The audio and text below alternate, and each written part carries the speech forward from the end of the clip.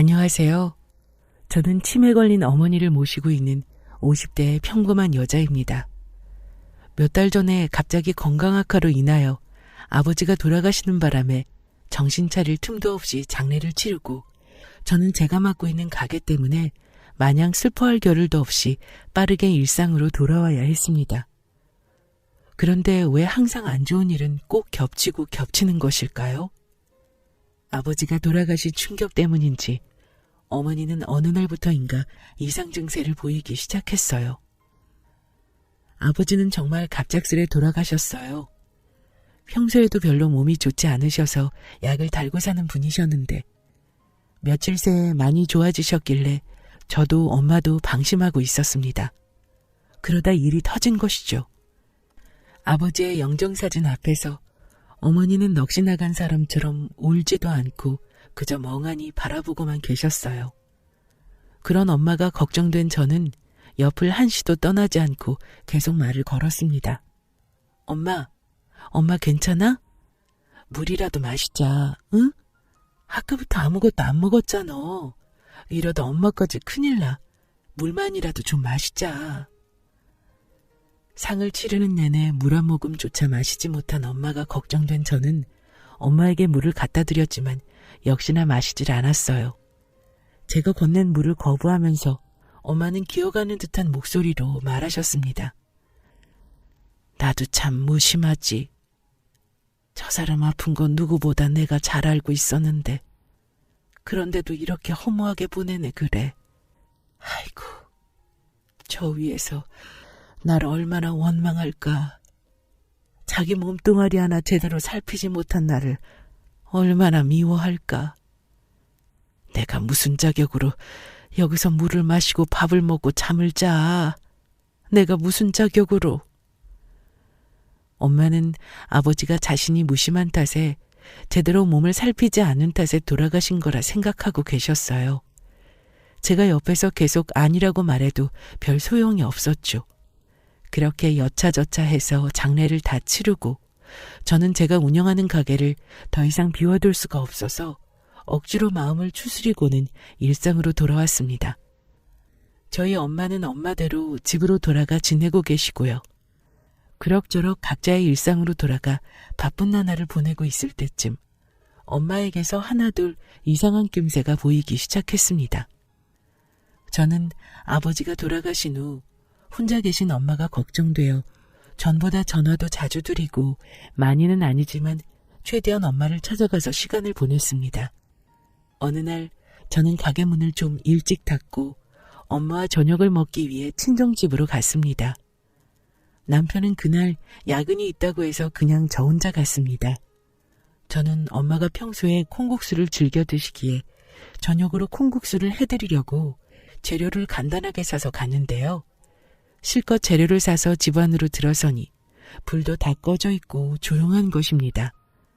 평소 같았으면 벌써 저를 맞이하러 나왔을 엄마도 웬일인지 조용하셨고요. 모든 것이 낯설었던 저는 괜스레 더 큰 목소리를 내며 온 집안에 불을 켰습니다. 자연스레 엄마의 흔적도 찾으면서요. 엄마 집에 있어? 나왔어. 어디 나갔나? 이 시간에 어딜 나갔지? 엄마! 제가 이렇게 소리치고 잠시 후 엄마는 닫혀있던 안방에서 엉거주춤 나오시더군요. 저는 반가운 마음에 목소리가 더욱 커졌어요. 엄마! 집에 있었으면서 왜 대답을 안 해? 불은 왜 다 꺼놓고? 엄마 어디 나간 줄 알았잖아. 그런데 뭔가 이상했습니다. 원래라면 제 얼굴을 보자마자 반가워서 몇 번을 안아봤을 엄마는 뭔가 오묘한 표정으로 그저 저를 엉거주춤 쳐다보기만 하는 것이 아니겠어요? 저는 평소와는 너무나도 다른 엄마가 이상해서 다시 한번 말을 걸었습니다. 엄마, 왜 그래? 무슨 일 있었어? 왜 그래? 제가 몇 번을 더 다그치고 나서야 엄마는 무언가가 떠오른 듯 얼굴이 환해졌습니다. 그러고는 그제서야 저를 반갑게 맞아주었죠. 아이고, 우리 딸 왔구나. 내가 깜빡했지 뭐니. 아이고. 저는 엄마의 이 말이 어딘가가 어색했지만 요즘 정신이 없으셔서 그런가 보다 하고 그냥 넘겨버렸습니다. 지금 생각하면 내가 왜 그랬나 하는 생각밖에 안 듭니다. 뒤늦게 우리는 인사를 나누고 벌써 저녁 시간이 훌쩍 넘어버렸기에 서둘러 콩국수를 준비하여 엄마와 먹기 시작했습니다. 역시나 엄마는 아주 맛있게 잘 드시더라고요.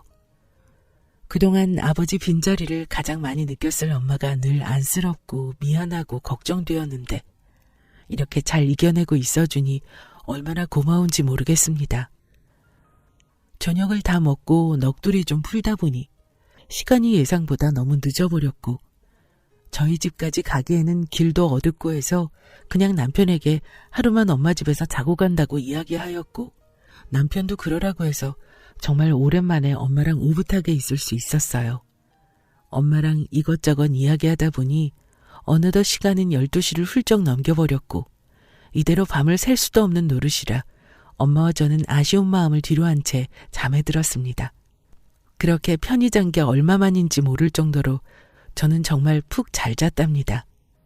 그리고 다음날 눈을 떴더니 옆자리에 엄마가 안 계시더라고요. 그래서 저는 엄마가 거실에 계신가 하고 안방을 나왔습니다. 그런데 거실에는 아무도 없었고 대신 화장실 쪽에서 물소리가 들리더군요. 저는 엄마가 씻으시는 줄 알고 아무 말 없이 거실에 앉아 기다렸습니다. 얼마 뒤에 엄마가 나오셨는데 손에 무언가를 움켜쥐고 나오시다 저를 보고는 화들짝 놀라며 등 뒤로 숨기시더라고요. 그러면서 누가 봐도 당황한 목소리로 겨우 제게 말을 하셨습니다. 일어났어? 좀 더 자지? 아니야, 오랜만에 엄마랑 잤더니 개운하게 잘 잤어. 엄마는 근데 아침부터 뭐하고 계셨어? 제 물음에 엄마는 한층 더 떨리는 목소리로 등 뒤에 그것을 더 숨기시더니 말씀하셨습니다. 아무것도 아니야. 그냥 너무 일찍 눈이 떠졌길래 누가 봐도 심하게 당황한 것 같아 보이는 엄마가 저는 너무도 이상해서 엄마에게 다가가 괜찮냐고 물으며 아까부터 등 뒤로 숨긴 그것을 뚫어져라 쳐다보다가 한순간 재빠르게 그것을 낚아챘습니다. 그것을 본 저도 그것을 빼앗긴 엄마도 모두 말이 없었습니다. 그것은 바로 엄마의 팬티였기 때문입니다. 급하게 손빨래를 한 것 같이 물기가 채 마르지 않은 그것을 들고 멍하니 자신을 쳐다보는 저를 보고 엄마는 차마 제 얼굴을 똑바로 쳐다보지도 못하고는 횡설수설하기 시작했습니다. 이건 그게 사실 엄마가 며칠 전부터 요실금이 심해져가지고 시도 때도 없이 나오더라고. 그래서 간밤에 또 내가 실수를 했지 뭐냐.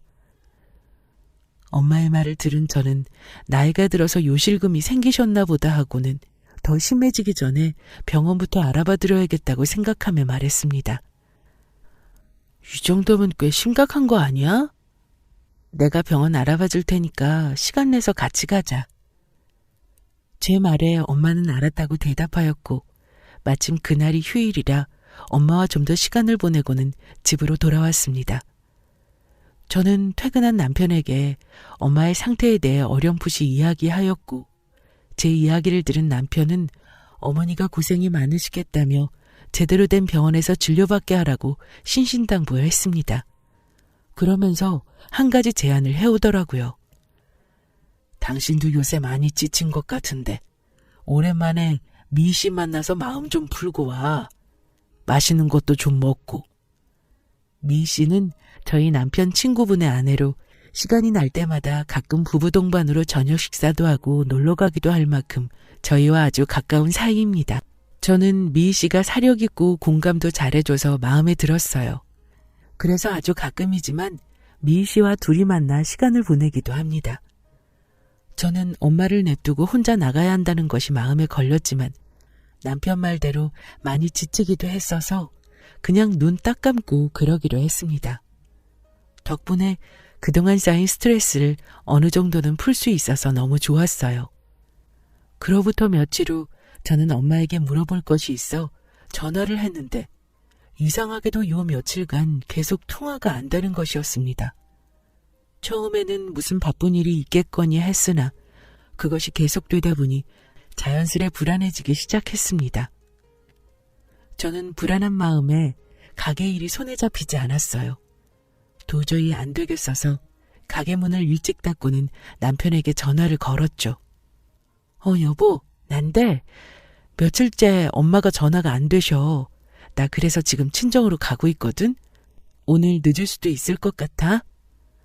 다급한 제 목소리를 들은 남편은 자기는 신경 쓰지 말라며 서두르다 큰일 난다고 마음 좀 가라앉히고 가라고 하더군요. 새삼 내가 남자 하나는 잘 만났구나 생각하고 있는데 남편이 조심스럽게 입을 떼더라고요. 당신이 신경 쓸까봐 이야기 안 한 게 있는데 그냥 지금 하는 게 나을 것 같아서. 전에 당신이 어머니가 이상하다고 이야기했었잖아. 걱정된다고. 기억나? 기억나지? 근데 갑자기 그건 왜? 그때 그 말 듣고 나도 내심 걱정이 돼서 미희 씨한테 간략하게만 말했거든.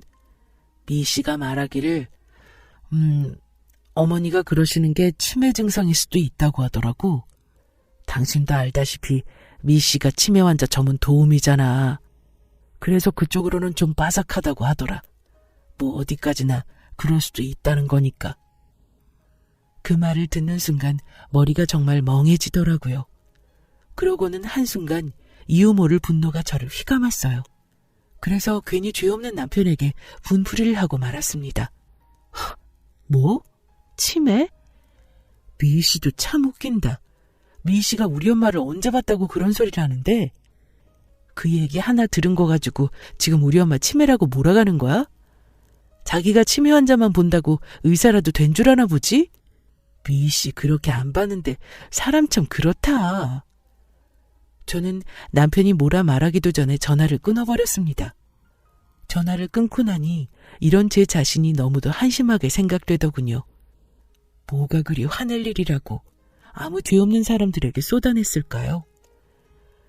저는 정신이 번쩍 들어 다시 남편에게 전화를 걸어 사과의 말을 전했고 이에 남편은 괜찮다며 오히려 제 걱정을 해주었습니다. 나는 괜찮아. 당신이 이렇게 해서라도 좀 나아진다면 얼마든지 분풀이해도 돼. 근데 당신이 좀 더 이성적이어야 어머니를 더 잘 챙겨드리지. 지금 너무 흥분했어. 좀 가라앉히고 가도록 해. 그래줄 수 있지? 응, 당신한테는 정말 미안해. 그리고 미희 씨한테도. 정말 늘 고마워.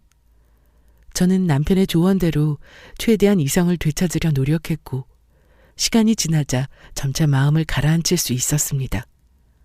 다시 한번 엄마에게 전화를 해보았지만 역시나 엄마는 전화를 받지 않았습니다.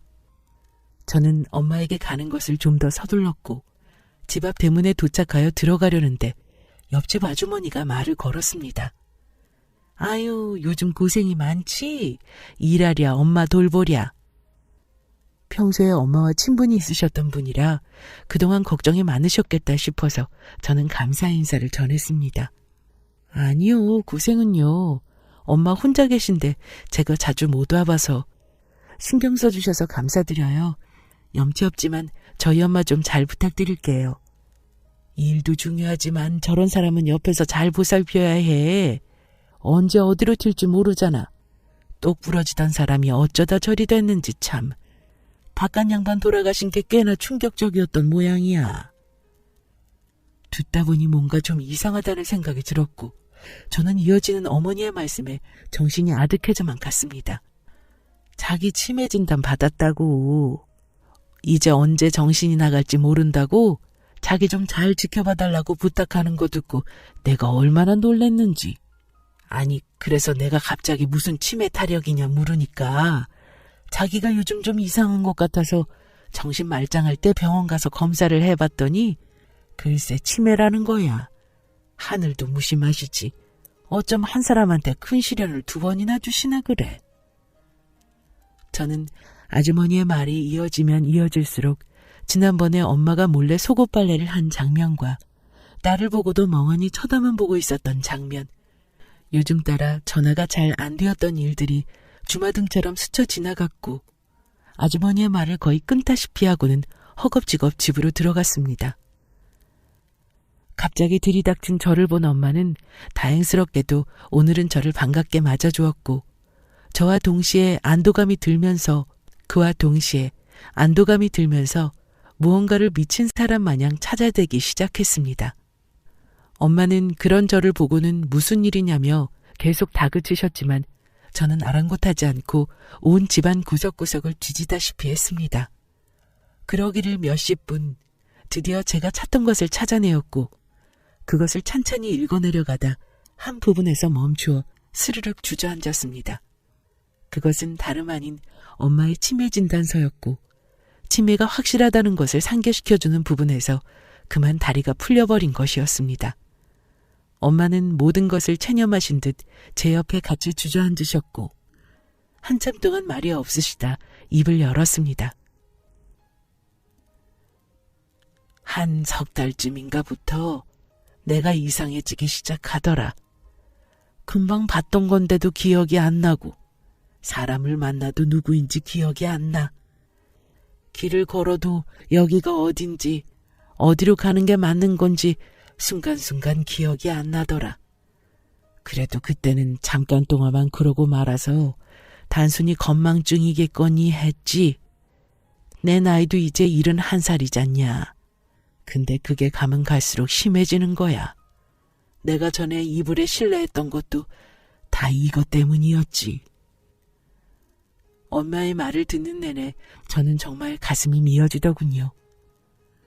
딸이라는 게 이런 것 하나 제대로 눈치도 못 채고 괜히 죄송한 마음에 오히려 더 언성을 높였습니다. 아니 그걸 왜 얘기를 안 해? 엄마한테는 이제 나밖에 없는데 나한테도 이제 친가족은 엄마밖에 없는데 왜 그걸 꽁꽁 숨기고 말을 안 해? 그러다 엄마까지 잘못되면 나는 어떡하라는 건데.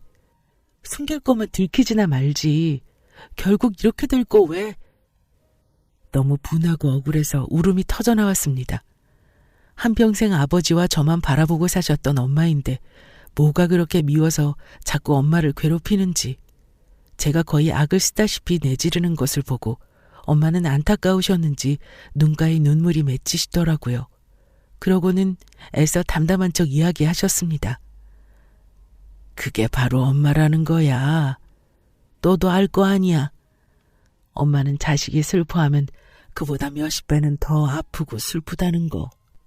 네가 나 같은 상황이었어도 똑같이 했을 거면서 뭘 그렇게 악을 쓰니. 괜히 기운만 빠지게. 난 괜찮아. 따뜻한 차 한 잔 마시련? 엄마의 말에 저는 어느 것 하나 반박할 수 있는 것이 없었습니다. 저도 엄마니까요. 지금은 훌쩍 커버려서 더 이상은 제 손을 필요로 하지 않지만 어느 곳에 있어도 늘 눈에 밟히는 자식이 있으니까요. 엄마의 말씀대로 만약 제가 엄마와 같은 상황이었어도 저도 똑같이 그랬을 거예요. 그걸 알기에 더욱더 엄마가 안쓰러워 보였습니다. 지금 혼자 얼마나 무서울까, 두려울까 싶은 마음에 저도 모르게 엄마를 꼭 껴안았습니다. 그리고는 울음 섞인 목소리로 겨우 말을 꺼냈죠. 엄마, 이제 나랑 같이 살자. 내가 엄마 지켜줄 테니까 나랑 살자. 같이 살자. 응? 어이구, 너는 너 혼자만 사냐? 진서방은 어쩌고 나랑 살재? 진서방은 괜찮아. 내가 부탁하면 분명 그러자고 할 거야. 그러니까 걱정 말고 같이 살아. 엄마는 혹여나 딸 자식에게 폐를 끼칠까봐 망설이는 듯 하셨지만 저는 당장에 필요한 물건들만 챙기기 시작했고 이런 저를 보시더니 끝내는 포기하신 듯 거들기 시작하셨습니다. 남편에게는 전화로 자초지정을 설명하고 정말 미안하다며 계속 사과를 하였고 남편은 오히려 잘 됐다며 자기도 걱정되던 참이었다고 조심히 모시고 오라는 말만 하더군요.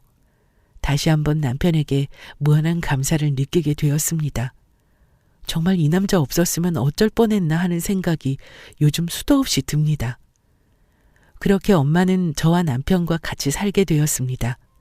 집 구조도 엄마가 좀 더 편히 쉴 수 있도록 손보고 엄마가 쓰실 방도 만들었습니다. 한동안은 별탈 없이 잘 지내는가 싶었는데 아니나 다를까 엄마의 증세가 점점 심각해지기 시작했습니다. 엄마를 옆에서 계속 지켜보기에는 저도 남편도 일을 하는 입장이라 불가능해서 걱정이 이만저만이 아니었습니다. 그러던 와중에 남편이 귀가 번쩍할 만한 제안을 하더라고요. 여보, 내가 생각해봤는데 아무래도 장모님 혼자 두시면 너무 위험할 것 같아.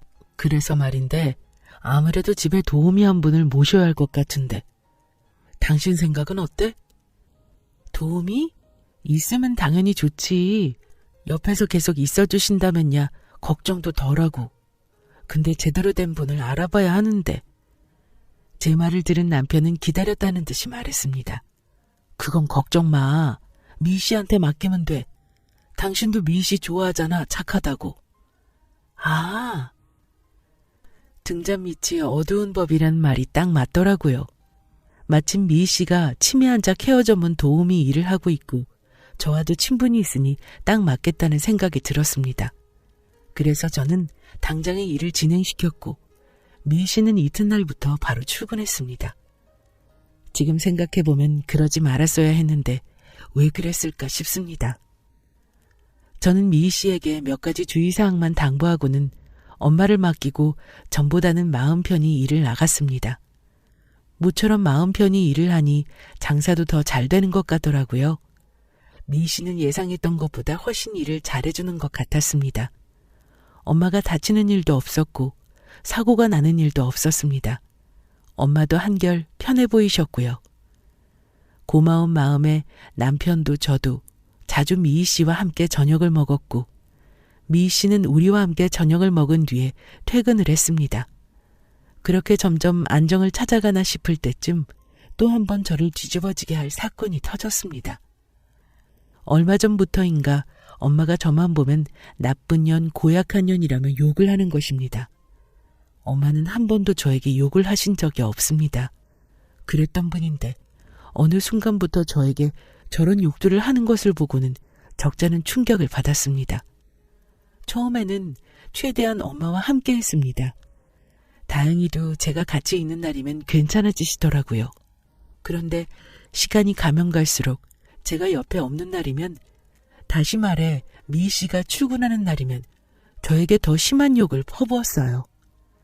저는 엄마가 많이 외로운가 보다 하는 마음에 죄송했고 앞으로는 일을 하면서도 틈틈이 엄마를 챙기고 싶은 마음에 미 씨 몰래 엄마 방에만 CCTV를 달았습니다. 이제 마음 좀 편하겠거니 했더니만 하필이면 CCTV를 달자마자 한동안 미친 듯이 바쁘고 정신없어서 따로 챙겨보거나 하지 못했습니다. 그런데 2주가 지난 뒤에 드디어 시간이 생겨서 그동안 녹화해두었던 영상들을 한꺼번에 몰아보았는데 억장이 무너져 내리더군요. 영상 속에서는 저희 엄마가 미희 씨에게 구박을 당하고 있었습니다. 이유는 다양했어요. 밥을 안 먹는다든지 소변을 제대로 안 본다든지 하는 이유로 미희 씨는 저희 엄마를 구박하고 또 구박했습니다. 저희 엄마는 아무 소리 못하고 겁에 질려 있으시고요. 그걸 보는데 정말 말 그대로 머리에 뚜껑이 확 열리더라고요. 분에 못 이겨 손을 덜덜 떨며 이를 악물고 있는데 이런 저를 한순간에 얼어붙게 만든 장면이 나왔습니다. 다름 아닌 제 남편이었는데요. 저희 남편은 점심시간인 건지 뭔지 저한테는 말도 없이 불쑥 집으로 가 그 여자를 만났던 것입니다. 남편은 그 여자와 저희 엄마가 있는 방에서 보란듯이 키스를 나누더군요. 그러고는 그 여자가 갖은 아양을 떨며 남편에게 찰싹 안겼고 남편은 세상 사랑스럽다는 듯이 쳐다보며 자잘한 뽀뽀를 하더라고요. 그 와중에 더 열이 받는 건 이 두 놈들이 저희 엄마가 잠든 사이에 몰래 속삭이면서 저짓을 했다는 겁니다. 저는 그것을 보자 이성이 그야말로 뚝 끊겨버렸고 저마저도 놀랄 만큼 차분하게 영상을 확보해서 그대로 경찰서로 직행했습니다. 다행히 가게에는 손님이 없었고 해서 미련 없이 문을 닫고 갔어요. 저는 경찰서로 가서 그 여자를 상간녀, 노인복지법 위반으로 고소했고 남편에게는 이혼 소송을 걸었습니다. 일을 끝마친 저는 그 여자와 둘만 있을 엄마가 걱정되어서 급하게 집으로 갔고, 도착하자마자 엄마에게 잠깐만 기다려달라고 말한 뒤 김미희를 거실로 내몰았습니다. 물론 엄마가 계신 방의 문은 닫고 말이죠. 그러고는 최대한 작은 목소리로 숨도 쉬지 않고 쏘아붙이듯 이야기했습니다. 김미희, 너 그렇게 안 봤는데 아주 파렴치하더라. 어떻게 네 남편 친구를 꼬실 생각을 다 했니? 너 내가 모를 줄 알았어? 제 말을 들은 김미희는 순식간에 얼굴이 파래지더니 이내 정신을 차린 듯 도도하게 고개를 들고는 말도 아닌 말을 하기 시작했습니다. 나도 이럴 생각은 아니었는데 미안하게 됐어요. 뭐 사람 일이란 게 어디 마음대로 되나.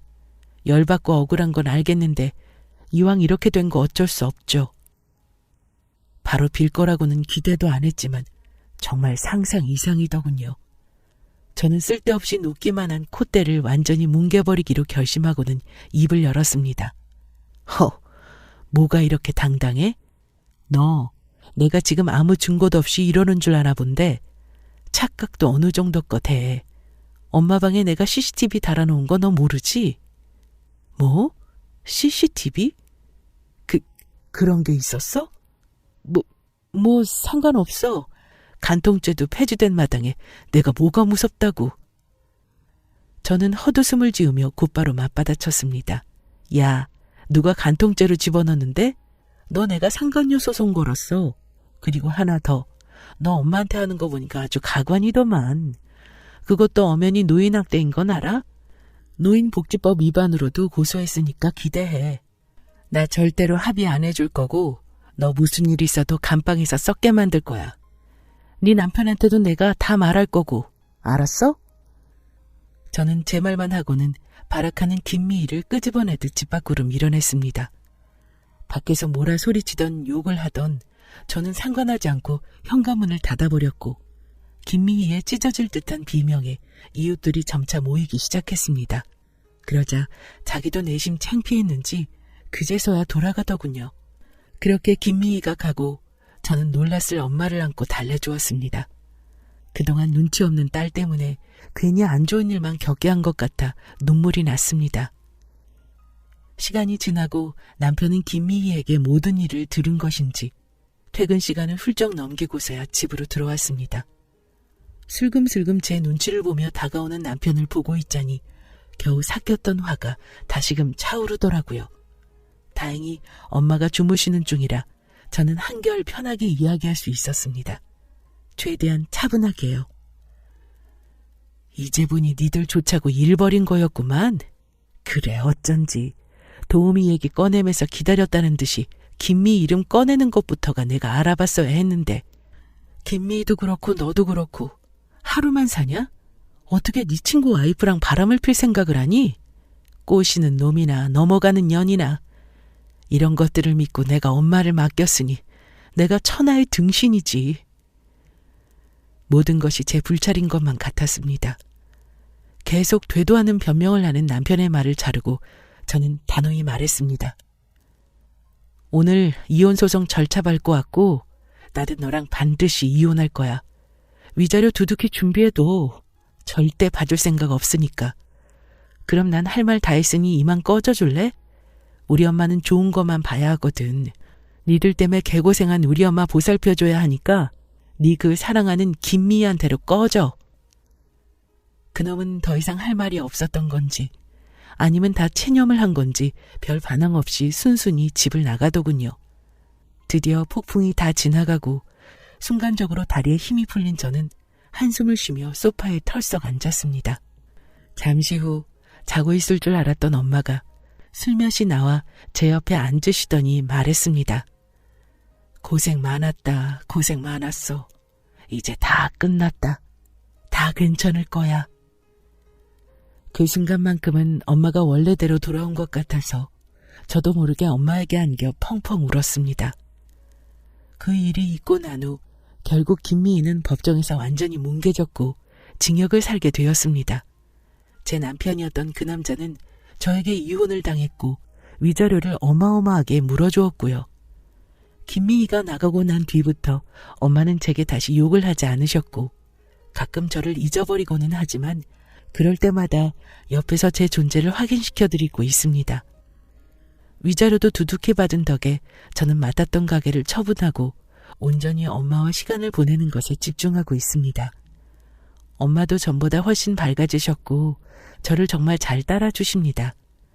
사람들은 이런 절 보고 힘들지 않냐며 안쓰러운 표정을 지어 보이지만 저는 지금 이 나날들이 너무 편하고 좋습니다.